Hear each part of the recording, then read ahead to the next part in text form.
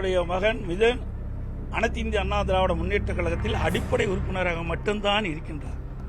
கட்சியில் எந்த பதவிகளும் இல்லை. வேண்டுமென்றே திட்டமிட்டு அவதூறு செய்தியை வெளிப்படுத்திட்டு இருக்கிறாங்க. இனிமேல் அதை வெளியிட வேண்டாம் என்று நானே ஊடகத்தின் வாயிலாக பத்திரிகையின் வாயிலாக தெளிவுபடுத்தி விட்டேன்.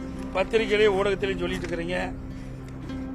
என்னுடைய மகன் மிதுன் அவர்கள் அரசியலை வருவதை பற்றி பல விமர்சனங்கள் தொலைக்காட்சியிலையும் ஊடகத்திலும் வந்திருக்குது. அது தவறு.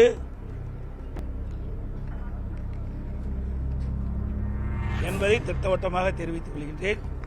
என்னுடைய மகன் அரசியலுக்கு வரமாட்டார். மீண்டும் ஒருமுறை சொல்கிறேன், அழுத்த திருத்தமாக சொல்றேன்.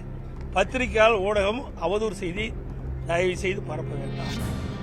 என்னுடைய மகன் மிதன் அரசியலுக்கு வரமாட்டார் என்பதை திட்டவட்டமாக தெரிவித்தார்.